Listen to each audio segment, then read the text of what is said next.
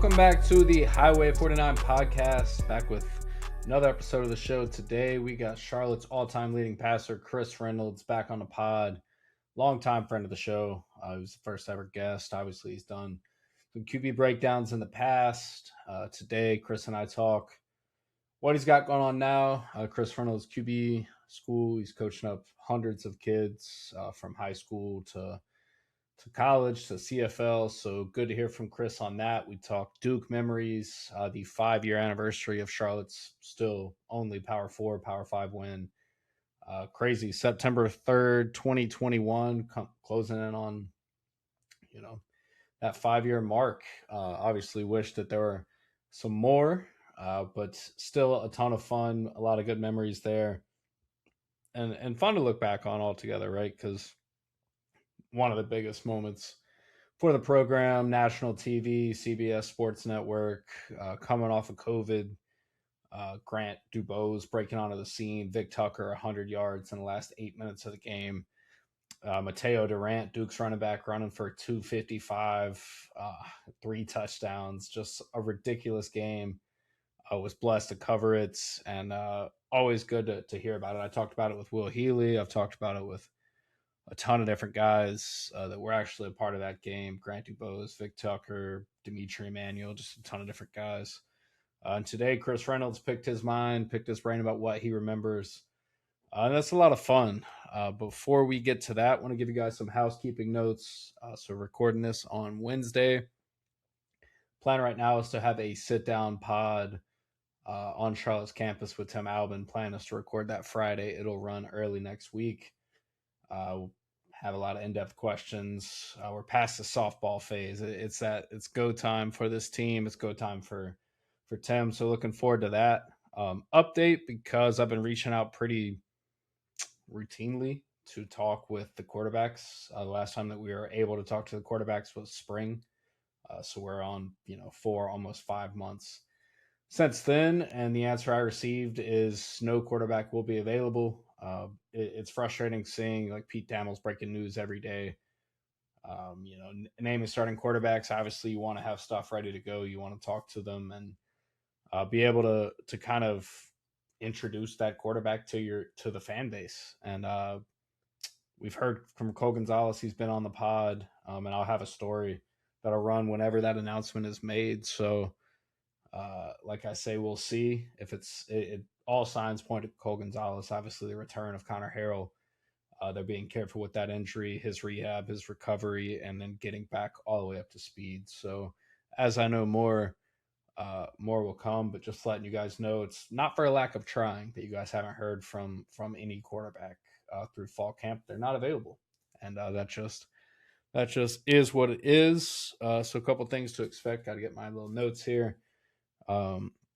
Obviously, the pod with Chris, you'll hear from Tim Albin. I'm going to do a season preview, talk about a few guys to watch on each side of the ball, my stab at a 2-deep depth chart. And just so you guys know, like the Citadel's depth chart is already out there. I don't expect Charlotte's going to put one out. They didn't last year. They sat on it until I think it was the 3rd game of the season, maybe the Monmouth game, because they opened with App State. App State didn't put one out. North Carolina obviously didn't put one out. We'll see what happens with that. I would be shocked.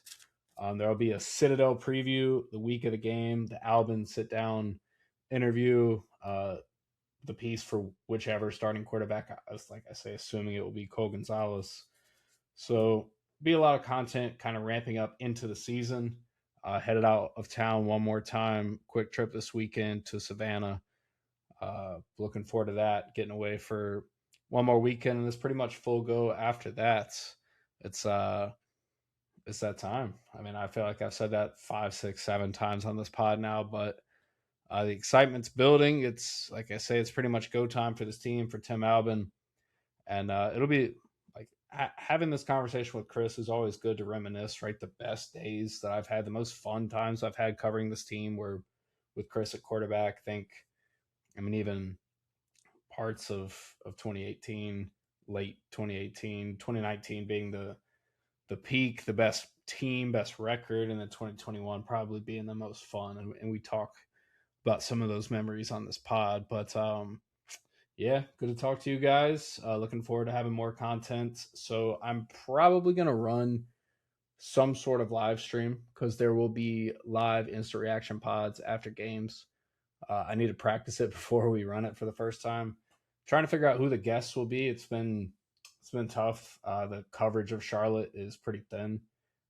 Hannah and Jeremy have their own schedules. Hannah's working sideline pretty much every weekend, and if she's not working there, she'll be at some Charlotte games. You'll see her face on the pod this season. I assume Benson Stubbs will be back on. He came on a couple weeks ago to talk the first scrimmage. While I'm thinking about it, here's a couple notes for the second scrimmage. I wasn't able to get out there, but being a good reporter, you hear some things, you know what went on. So they worked a ton of situational stuff, 2 minute high red, a lot of special teams, a few takeaways for the defense, which is good. After a no turnover, no takeaway scrimmage, you want to see something happen, even if it's at the fault of your quarterback, your starting quarterback, whatever. But Gavin Willis got a pick, Stellan Bowman, Shamar McIntosh, so two linebackers and a safety. Shamar McIntosh coming over as a transfer this upcoming year. I expect he'll play a lot. Jalen Hampton had a couple really big catches. Cole Gonzales looked good. Jalen White again played a lot. And there's a chance I wrote about it on the Substack that he could jump into that QB3, potentially QB2 battle, depending on what happens with Connor Harrell, how his injury recovery goes. And if you haven't checked out that story, Every Batman Needs a Robin on the Substack is fun to write. And they named the captains. I'm going to try based off memory on this. They did Caden Schmitz, friend of the pod, Gavin Willis. He's been on the pod with a quick interview, but never a full sit down. Two quarterbacks, which kind of I expected.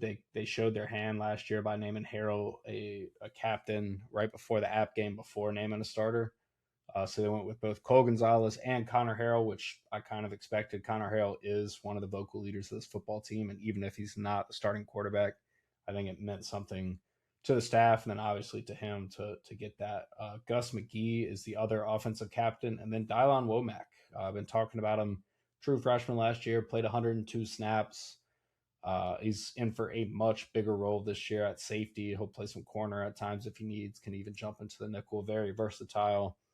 And talking to Nate Fauna's defensive coordinator, he's kind of the QB of the secondary, and that's a good sign for a true sophomore, right? I mean, he was the only early enrollee in Albin's first season, and he's already made that type of leap. So I had written about him as every Batman needs a Robin, considering him as a Robin. But I don't think that's going to last for long. I think he's going to have a monster season, and they need him to. They need people to emerge on the defense. The defensive depth, the D line depth in particular, is a lot better. I think you'll see that. Curtis Simpson's going to play a lot. DJ Burgess, Jalen Jones. I wrote about Shaq. That I mean, I'm a lot more excited about that group than I was a year ago. You feel good about linebacker. My biggest concern on the defense and probably the team is cornerback. So they'll obviously need people to step up there. I think we're going to see a lot of guys play, though. A lot of different faces out there. CJ Clinkscales is back. He's one of the few returnees at that position from a year ago. But outside of that, the scrimmage, no fights, no huge fights this time. I think that's I don't know. I love that shit. So anytime I've been out there in the past and there's a tussle of practice, you that gets you fired up. That tells you about the type of team that you've got. And I always say it. I mean, I've been reading about the Panthers getting smoked by the Texans in the joint practice today, but I really wish that there was a preseason joint practice in college football. Like Charlotte doesn't play Gardner Webb this year. Line it up, get some work, or do a team closer to you. Do a Coastal Carolina. Do a team that's kind of in your same talent range, but maybe not on your schedule, and just see what your team's like. Because I'll tell you guys one thing: the Citadel is going to run a very interesting offense. It's a combo of it's kind of a preview of the story, but they run basically a combo of Rice, their spread option, and Army. They're not going to throw the ball a lot. The QB is the player of the year in their conference. He's a runner. If they throw the ball more than 10 times, I'll be really shocked, which I think probably plays into Charlotte's strength, being the front seven of the defense. Being able to have three linebackers out there or three safeties or whatever Nate Faunus decides to do. with that unit. Be interesting to see because, like I say, the first game of the season, it'll be different than schematically what Charlotte's going to play the rest of the way. So that'll be interesting to see. But we'll get a good idea of the team, how the stadium is looking. Then I'm excited for that. That's the majority of the notes that I have on this. College football starts this weekend, week 0. The Citadel actually plays at Wofford this weekend. So if you have nothing to do and want to check out that, you guys will see some of the kind of odd offense I'm talking about. Um, and that's pretty much it for now. We'll go ahead and get to Chris Reynolds. Like I say, check back early next week. Tim Albin, sit down pod on campus. Hoping for no technical difficulties. Got a couple tripods, got a camera, got some mics.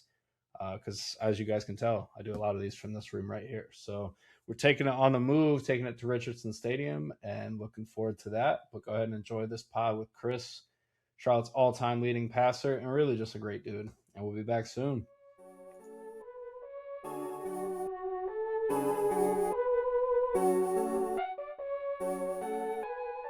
Got a special guest on the pod today, making another appearance. I've lost track of how many times you've been on here, man. But It's probably always been about good. five, probably about 5 or 6. Yeah, always good to have you back. Mhm. Charlotte's all-time leading passer, Chris Reynolds, joined the pod, man. How are you? What's up, baby? How we living? Doing good, man. You're living different since last time I talked to you, man. Living that married lifestyle Mm-hmm. out here, living in the Yeah, suburbs, man. Tell us about that. yeah, man. We moved out of Dilworth now, like about a month ago now. Now in Belmont, North Carolina, living the small town suburb life. It's been nice though. I'm still coach where I coach though. I still coach at a field outside the city, so it's just a 20-minute drive, 25-minute drive. But then you get 25 minutes back, and you're back in the small town feel, driving slow on the roads kind of deal. So it's good. Absolutely, man. It's been a few months since we talked last. I saw a video you not too long ago slinging the rock at Richardson Stadium, man. You got back out there just to throw the ball around? Yeah, every now and then I go out there just because here's my thing is like when I coach, like I want to make sure I still have feel. I don't want to Yeah. just start coaching and just saying things just because I've said in the past. I want to remember why I'm saying it. If it's something to do with posture or alignment with our feet or footwork or whatever it is, I need to remind myself sometimes of why I used to do it or why I was taught it. So it's good for me to get out there, but once every couple months and just feel again. Yeah, man. Yeah, we when I hit you up for this a couple weeks ago, working on a story for still the program's lone Power Four win, taking out Duke. It's crazy. It's almost 5 years ago. Does it feel like that long to you? Because that shit kind of flew by. It's crazy, man, because like you feel, I don't know if you feel this too. It's like your life's like divvied up into eras. I can feel like Charlotte football, going to Canada, starting this quarterback development program. Also, everything's broken into eras, and it feels like that was towards like the middle to end part of my era at Charlotte football. So it feels like I can feel like I sometimes I feel like it's yesterday. Sometimes like, dang, I can't believe like it feels like forever ago. So hit or miss. But Yeah. sometimes like I was with Carney. I was up at Kent State back in February, and we were talking about one of the plays during that game. And I told him the exact play call of a certain thing. So like I can remember exact like 10-word play calls, but can't remember what I ate or did the day before or day after that. Yeah. No doubt. Hmm. Looking back on that night, so that was the first night that I was writing for the Charlotte Observer. I mean, you look back, your line is crazy. I hadn't looked at it in a long time. I just looked it up. 19 of 30, 324, three passing touchdowns, 37 rushing yards, and a rushing touchdown. Talk about some of the memories from that night, man. Like obviously, Club Lit was insane. We heard from Will Healy talking about going on college game day the next day. But talk about what you remember from that night, man. Because like I say, it still lives in Charlotte infamy years later. Um, Trying to put myself back in those shoes for a second. That was our first game back from COVID. First time you could open the floodgates for people to come watch us play football again. Um, the first thing I remember is the electricity when you walk out of the tunnel for captains. Like, all right, here we go, we're back, baby, let's do this thing. And I kind of vividly remember telling myself, you don't need to do too much, right? A lot of times in this game, like with all the, you got the band going, the lights are on, the crowd is loud. You're playing a power four opponent at home, right? There's a lot of emotion that goes into it. but how stable and calm can you be is what I remember feeling. And I used to write it in my wristband. Like there's a few things I would write, but one of the things I wrote was let the game come to you, right? Don't force yourself through this game. Take what the defense gives you. And I remember just kind of like chipping away, all of us together. Like we just chip away. Like we scored on that glance right to Grant the boundary. We had that. I remember that we ran like a little switch spacing concept, and I threw it to Cam in man coverage, and the ball popped up, and he caught it again. Ooh. Like little things like that, and we just start chipping away. And next thing you know, okay, bam, we got our break. Right now we're in the fourth quarter, right, and we're just driving. We're driving, and it gets to the point, call it the flow state. Like me personally, I'm sure the other guys felt it too. I feel like I could have done whatever I wanted to in the fourth quarter. And Yep. I think Vic Tucker would say the same. I think Grant would have said the same. We were able to do whatever we wanted to do. We were in complete control of that game. And then I remember everybody running to the field, man. Kind of like everybody coming together, embracing, hitting the locker room, and then you wake up the next morning and I grab my coffee and I go watch the film with Coach Carney, like we did every Sunday, and just kind of like driving into the parking lot at 10 a.m. on the Sunday morning. You're just kind of like this deep exhale of like, "Whew, that was fun. That was pretty cool. Yeah. Let's see if we can move on to the next now." Yeah, man. That was, you mentioned coming off the COVID year. I remember, I think it was Halloween night, headed to Durham, lopsided loss, 53-19. And Hmm. Healy mentioned something that I didn't even think about. I had kind of erased it from my mind, but it was the Western Kentucky game to close that COVID season. He talked about not getting to practice, basically putting everything on pause, rolling the ball out, Dude, and trying to get a win. Talk to us about that. dude, yeah, we didn't play for a month before that. Yeah, And I had COVID the week before that. So yeah, I had to figure out when I started my symptoms, and my symptoms, let's say whatever it was, like who knows, dude? Like who knows when your symptoms freaking start, right? So my symptoms started early enough where I could suit up and practice 2 days before the game. So not only have we not played in a month, I got to practice 2 days before the game and showed up and played against a good Western Kentucky team. Like, what are we doing, bro? What are we doing? yeah. Like, And so they were damn good that year. yeah, It's they were I good. don't That was think they what? have That was Zappy anymore. no, wait, that was that Zappy or was that it might have been Zappy. I forget. I Yeah, forget. But Tyson I'd have to Helt was look it already up. doing a good job there. He's still there, I think. Yeah, he's been doing a great job. He's a good coach. Yeah, man. Yeah, Yeah, that man. was a crazy time, man. It was such stupid time. That stuff used to piss me off. like, Yo, I the come there, COVID next thing you know, like I times. go to one Yeah, week, I'm missing a receiver. I go to the next week, running back, boom, game canceled. All right, now I haven't played in 3 weeks. All right, now I got to go out there and I haven't practiced in a week, and I got to show up and play against West Kentucky. Like we couldn't put anything together, and I just hate like it sucks because that was on our resume. And don't get me wrong, like I live in a mind. Everybody dealt with COVID, right? But and you live with a mindset of like extreme accountability, like doesn't matter, right? Figure it out kind of deal. But look, like we had a brutal lie, dude. Like we had the most cancellations. We had so many people kicked out of like we not kicked out, but the not out or gone for COVID. It's like what are we doing, bro? Now this is on our resume. And now we're on paper. We're a 2-14. Like this is baloney. You yeah, and know? especially too coming off the highs of like the 5 game win streak, 7-6 Yeah, in the bowl man. game. And people forget, dude. We went to that first game against App State. And we It were was a in great that game. Like game. we were, it was a Yeah, great game. And I hurt my shoulder the first play of the game. Like yeah, that's not like I feel like that season's not a reflection of the team that we were. It's just dumb. yeah. No, that was the Tyler Murray breakout game. I remember that very well. I Yeah, got a it was speeding ticket on the raining. way to that game. Yeah, that fucking Yeah, sucked. yeah, But I remember your yeah. parents had the RV outside the stadium. I think that was like the only way they could watch it, right? Yeah, no, they weren't playing around. They weren't Yeah, playing around. They were gonna come to these games. It's ridiculous.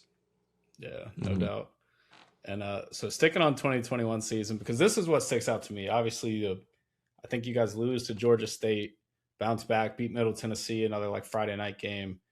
The Illinois game, dude. So I got to shout out John Tobias. I've said this on the pod before, but he was on my ass about, are you going to Champaign for this game? Are you going to Champaign for this game? And at the time, I'm a like recent college grad. I'm working at fucking Best Buy, dude, because the world is shut down. Uh-huh. It's COVID times. And Yeah. he's like, all right, I will buy your hotels if you drive to this game. I'm like, all right, awesome, man. So I drive up there, stay in Indianapolis that night, end up meeting up with a bunch of some of the college football friends, and then freaking Joey Chestnut is out. It's a ridiculous night. That's Wake up the cool. next day. drive to Champaign, and it's like you know from being out there, dude. There's nothing, and then it's like boom, college town, Correct. and the venue is sick. But the play of the game to me, and I've probably said this to you before, but the missed 29-yard field goal, man. Because Mhm. you guys win that game, you guys go bowling 100% in my mind. I mean, obviously Yeah. it ended. I think it was 5-7.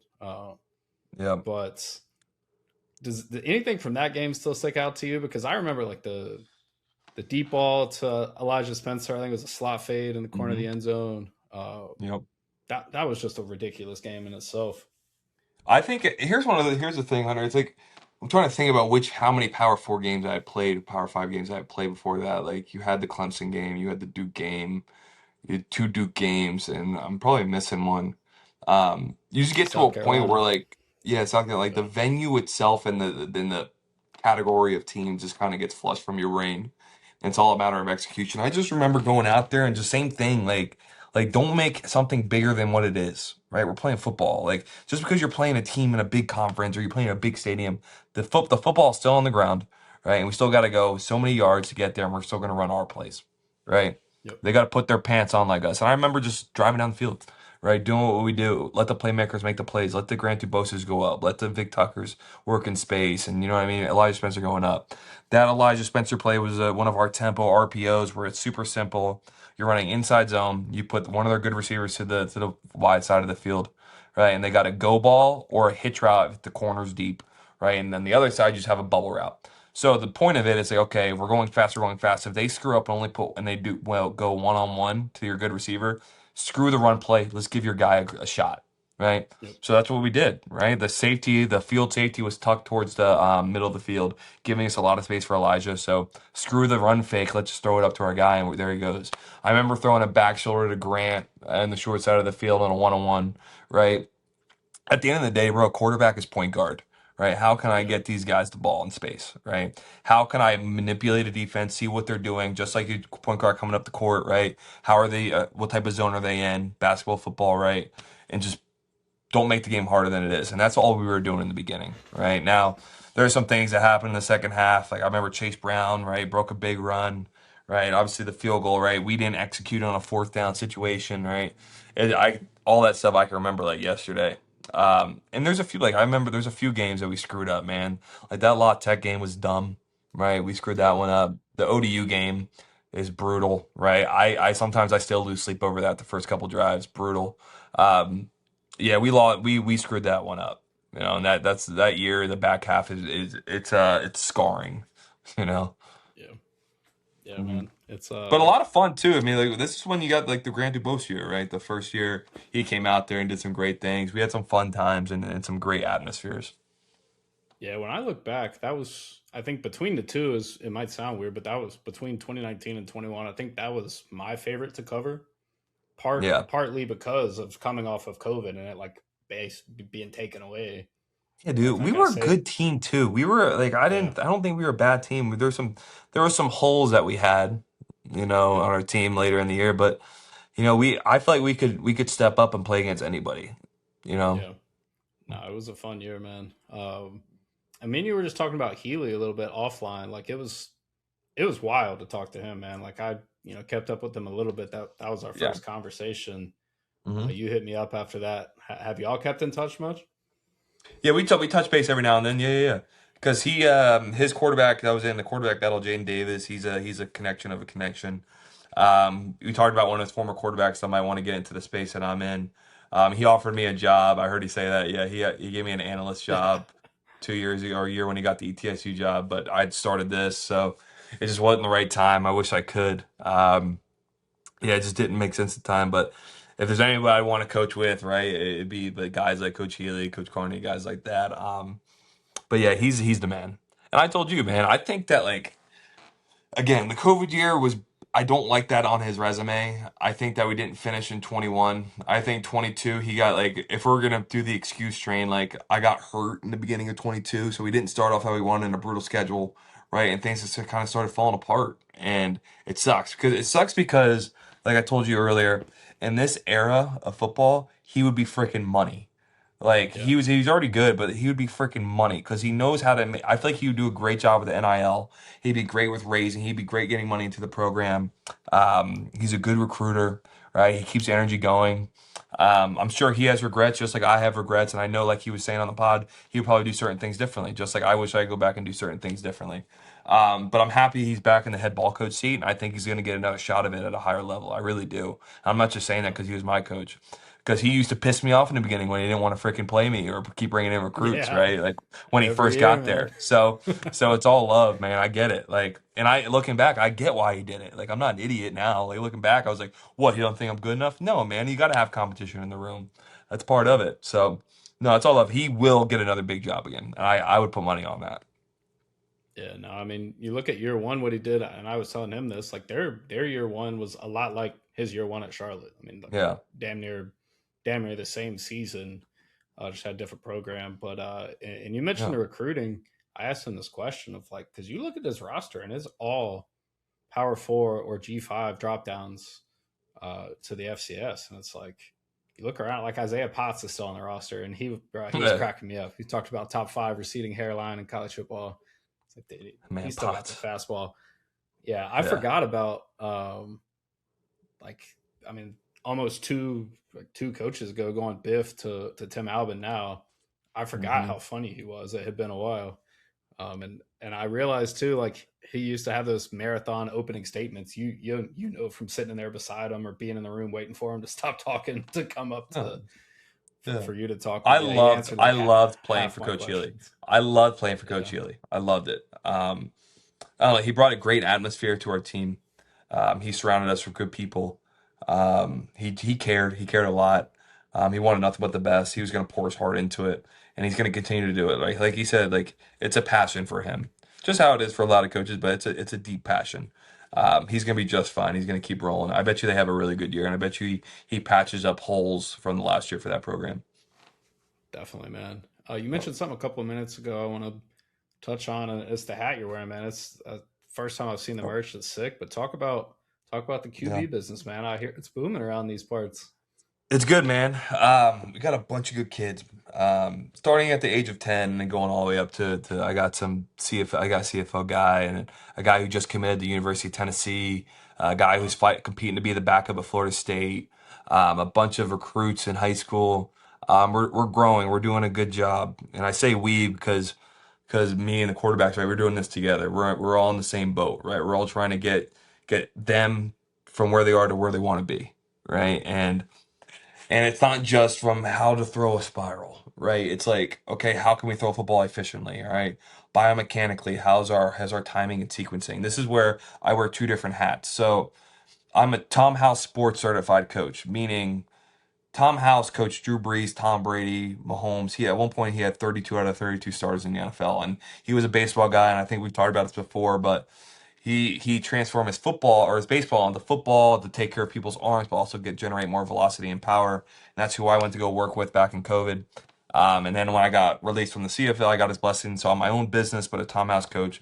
But then my second hat, not only the mechanics part with sequencing and timing and disassociation, separating the upper body and lower body, all that stuff, blah, blah, blah, is the quarterback hat, where it's like, okay, not only do I know that stuff, but I played in three offenses, and by the grace of God, I was given a lot of freedom to try to understand the game at a deep level, and I was a film rat.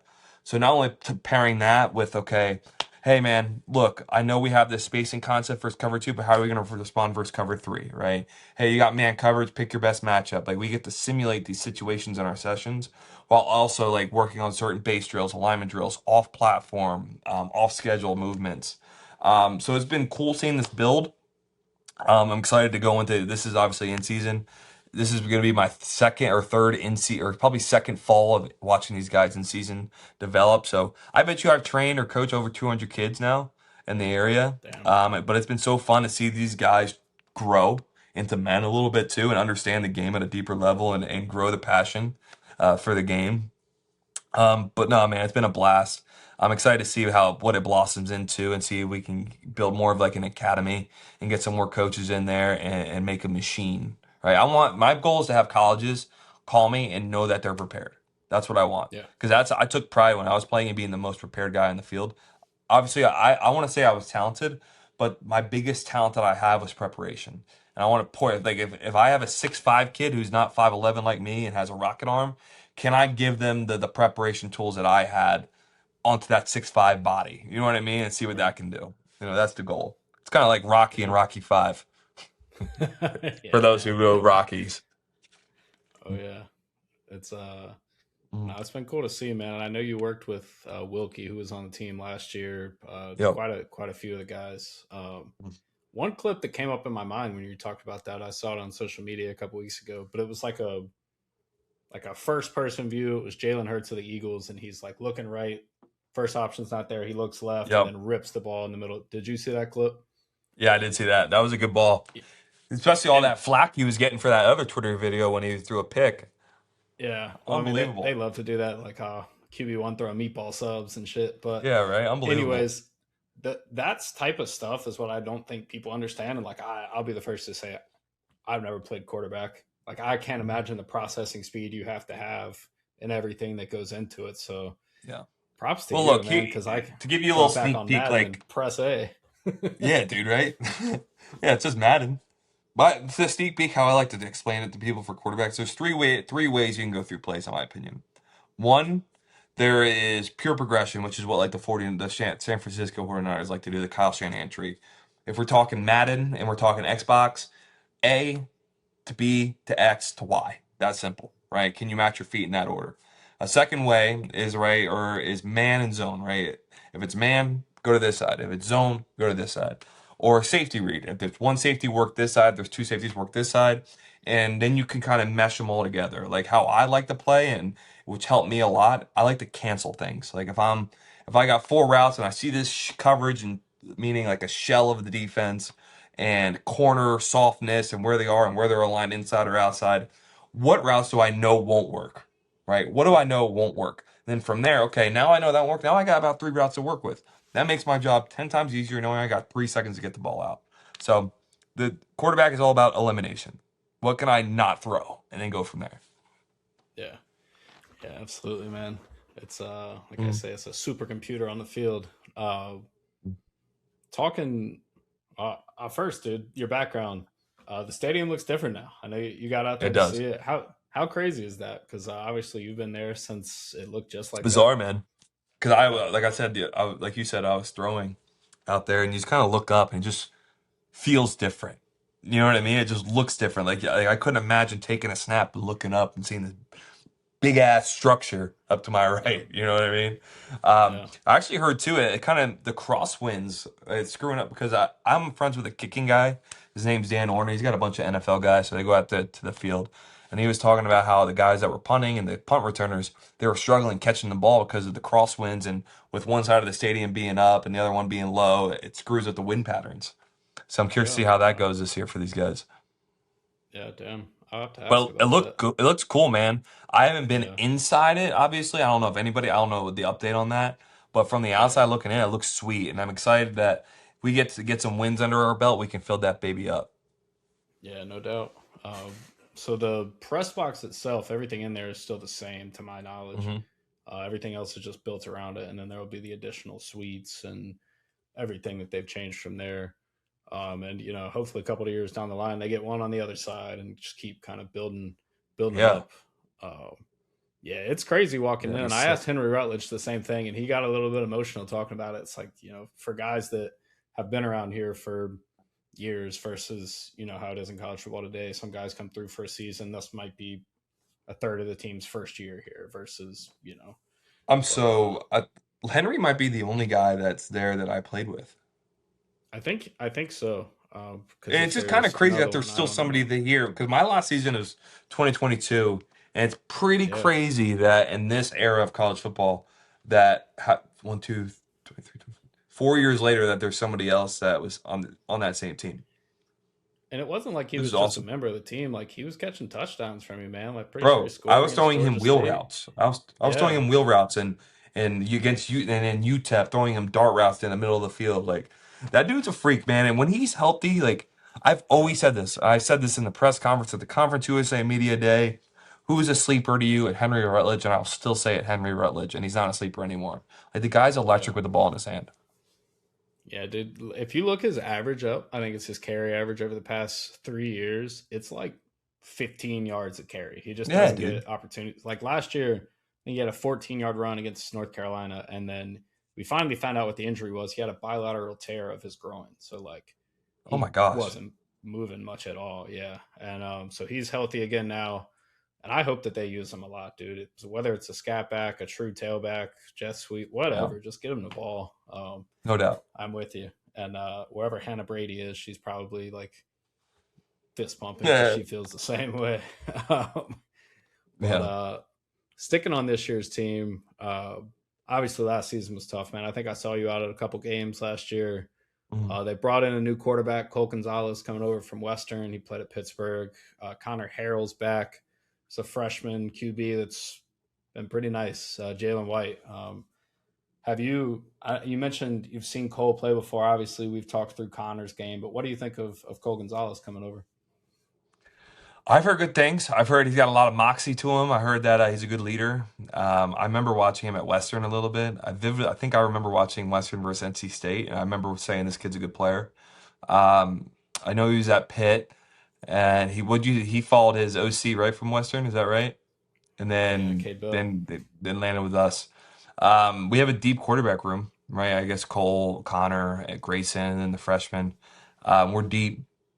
Um, at the end of the day, man, quarterback's all execution, right? So I'm excited to see what he does this year and to see if he can help us out, get us rolling a little bit, and create some energy within our offense and with our team, right? I think that's part of the quarterback's job is being like an echoer and creating this ripple effect throughout your team and being a warrior for your guys.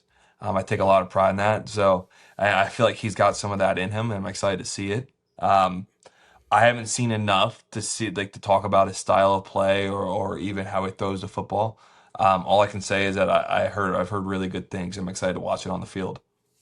And Me same with too, Connor man. and Connor coming back from an injury. I know what was his injury again? He did a Bro, ACL, MCL, and then I think a unbelievable, sprain of which sucks. And PCL. Yeah. but I'm guessing he rehabbed his ass off, which made him not only stronger physically but mentally. That's a big thing to come back from. I'm sure he's eager to get back on the field because he was doing a good job at a time, but when he got injured, he was doing a great job.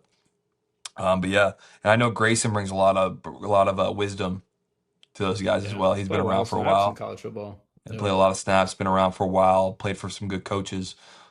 So that's a good ad as well. So you can't go wrong. And then the young freshman, I've heard really good things. I remember watching a spring practice, seeing him run around a lot. Yep. He's got some burst to him. He's got a big arm. So good quarterback room. And Coach Fitch is going to do a good job. Yeah, man. It's college football starts this weekend, man. Do you get that itch sometimes get back in a meeting room or like All the time, can brother. you yeah, watch football or do you still feel like your mind is like breaking it down? I can watch football, but I subconsciously am breaking it down. Yeah. Like I'm not like in my head immediately saying like, oh, they're 2 by 2. It looks like we got a soft corner here to the field.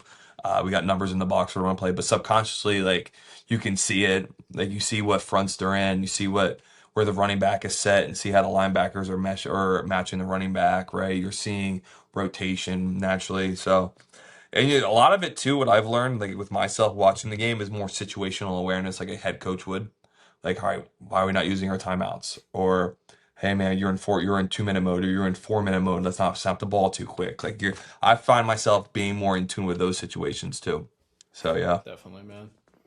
Yeah. But to answer your question about missing the meeting, absolutely. There was not, dude. Like games are fun, so many great memories, right?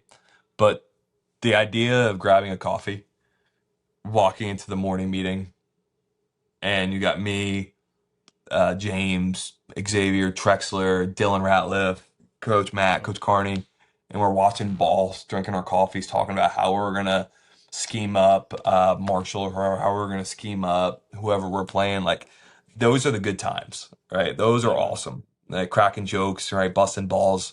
Like that I miss that all the time. Yeah, dude. Oh yeah. It's flies by, dude. Speaking of that, how's Jackie Moon doing, man? I saw Danny in Lada Arcade not too long ago during one of the Team USA games during the Yeah. World Cup. But how's Jackie doing? I haven't talked to him in Jack's forever. good, man. He played his last year of football at Gardner Webb.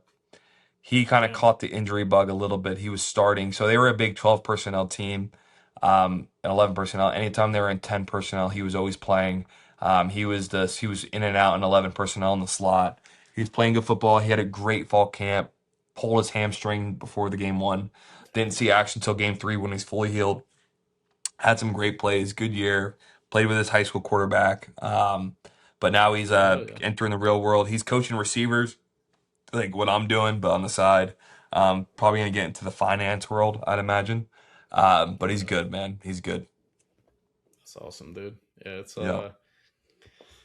he was always good to talk to you as well, man. I'd always give you shit because all your answers would be one rep at a time, one day at a time. And I was like, Hmm. yeah, tell me the real shit. But Yeah, really, oh that's yeah. just you. And that's Yeah, it really was, man. Because I literally like it was like a meditative state for me because I couldn't like Carney like I don't know if you heard the story. Like I hated whenever he would tell me the first 10 plays we were running yeah, because I couldn't handle that. You need to tell me the day of, like yeah, not the day of, the minute of, because if yeah, I'll get way too far ahead of myself. So I was always training myself to be right here, right now, and I still try to do it. It's a lot harder now, right? Not as much pressure in these shoes as there was in those shoes. yeah, Um, man. so well, obviously a little bit, I can be a little bit more politically incorrect nowadays, Yeah, fair as you enough, will. man. Yeah, Yeah, it was a good time, man. I showed you earlier the first cover I ever had of the Observer was you and James Foster battle. Damn, Will Healy just kept recruiting, bringing him in, yeah. and you Keep beat him adding every depth, time, man. man. Yeah, Keep adding depth, though. I like it. Keep adding depth. I get it. yeah, From a man. different set of eyes, I get it. Keep adding depth. You have to. Oh yeah, Like, look what happened, bro. Like in 2022, I got hurt, James got hurt, and then Zay had to play. You know, yeah, just kind of how it yeah. is. That FAU game was hell. Every time y'all played them, it was some bullshit outside of the cruise bomb at what was at the end of I know, right? 2018. Yeah, Yeah, that was 2018. Jay Cruz. yeah, yeah, Hmm. man. Damn near Yeah, 10 years ago. But that's crazy. Chris, good to talk to you, man. It's always good to have you on the pod. We'll probably try and hit you up midway through the season, do like a quarterback Yeah, breakdown, get back in the film room. we'll do it, Love bro. that. I know the listeners do as well. But appreciate your Yep. time, man. It's always good talking. Always, bro. Good stuff.